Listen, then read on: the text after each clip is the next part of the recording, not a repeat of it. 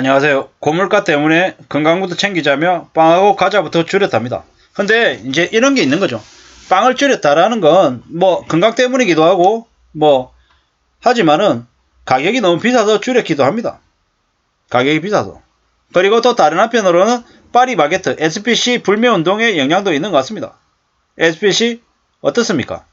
우리가 잘 알고 있다시피 지난 10월부터 사람이 죽고 손이 잘리고 그랬지만 어물쩡 그냥 나몰라라 넘어가고 그냥 계속 공장을 돌렸던 그런 것들 때문에 많이 사람들이 고개를 돌렸죠. 저도 마찬가지입니다. 저도 2022년 연말 케이크를 사서 이제 집에 들어가야 될 거잖아요.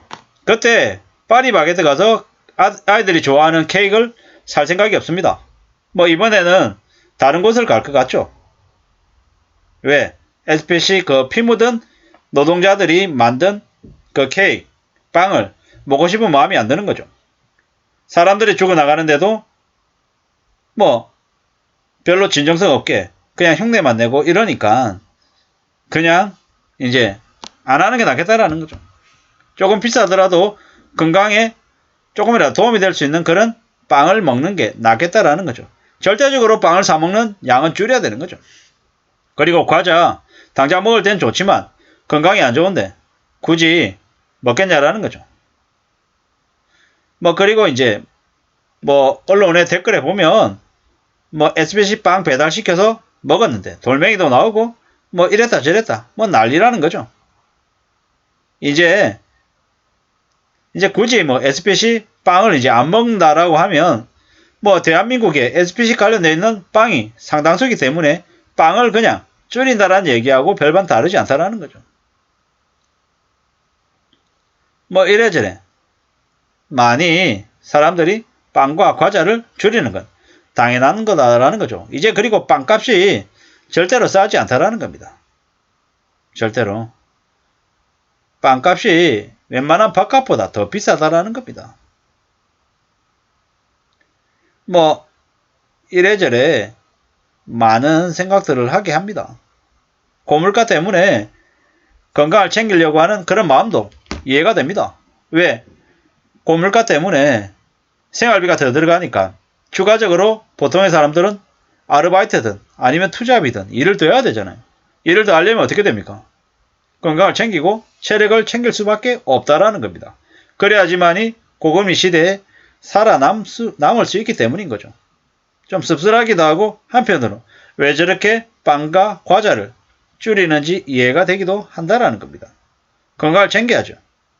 건강이 생명입니다.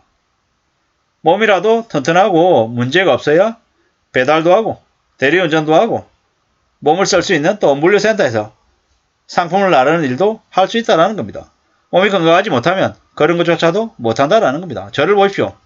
저는 이제 말랐지 않습니까? 체력이 부족하지 않습니까? 뭐 그러다 보니까는 그냥 남들보다 더 왕성하게 활동하기는 어려운 거죠. 이게 제가 처해 있는 현실인 거죠. 뭐 이렇게 적응해서 살아가야 되는 거죠. 그나마 제가 그래도 지금도 이렇게 일을 할 수 있는 건 뭐 때문입니까? 뭐 부족하지만 모자라지만 그래도 건강이 조금이라도 있기 때문인 거죠. 어떻게 살아야 될지를 많이 생각하고 많이 고민합니다. 궁극적으로는 보통의 사람들은 건강을 최우선의 가치로 상위에 랭킹하고 건강을 지키기 위해서 먹는 것도 잘 관리하고 운동도 습관적으로 해야 될 것 같습니다. 그래야지만이 이 고물가 저소득 시대를 살아갈 수 있더라는 거죠.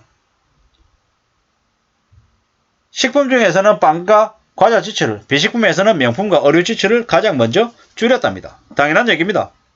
저도 과연 내가 내 돈을 내고 의류를 사본 게 언젠가라고 생각해보면 뭐 좀 오래된 것 같습니다. 과자는 거의 안 먹고 있고요. 빵도 많이 줄였던 거죠. 한때는 빵이 뭐 여성들이나 남성들이나 젊은 청년들에게는 식사 대용식으로 이렇게 많이 이용이 됐죠.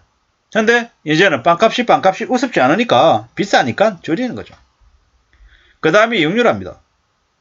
그리고 주류이고 그 다음에 커피, 음료수이고 뭐 결국에는 과일, 건강기능식품 뭐 이러한 것들은 어쩔 수 없이 내 몸을 챙겨야 되기 때문에 최우선적으로 신경 써야 되는 품목인 거고, 뭐 커피와 음료는 이미 이제 우리 일상생활에서 커피가 비중을 크게 차지하고 있기 때문에 뭐 커피를 마냥 줄이기는 어려운 거고, 힘든 이 세상을 풀려면 줄여도 필요한 거고, 제일 이제 해도 그만 안 해도 그만인 빵과 과자를 줄이더라라는 거죠. 이러한 모습들을 보면서도 우리의 삶을 지금 현재 이 시대가 어떻게 바꿔가고 있는지를 알려주는 것 같습니다. 이제 많은 생각들이 드는 거죠. 건강을 챙겨야 되고 또 절약도 해야 되고, 뭐 결국에는 건강을 기반으로 한 이 삶을 지키는 그런 모습들이 점점 더 많아지더라는 겁니다. 빵과 과자는 줄였지만 그래도 생선과 고기와 과일은 그대로 샀답니다. 먹고 살아야 되니까요. 빵과 과자는 안 먹어도 되지만, 안 먹으면 건강에 도움이 되지만 고기와 과일과 생선은 필수이기 때문에 산다라는 거죠.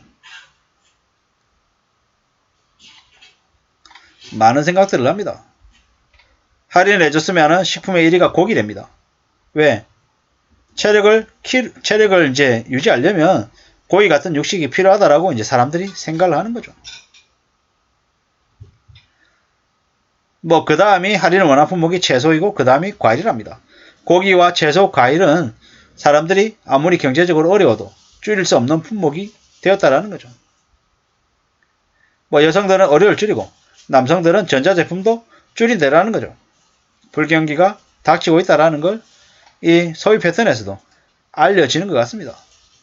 뭐 결국 우리는 어떻게 하면 좀 더 절약하고 어떻게 하면 좀 더 삶을 지켜낼 수 있을지를 고민해야 된다라는 겁니다.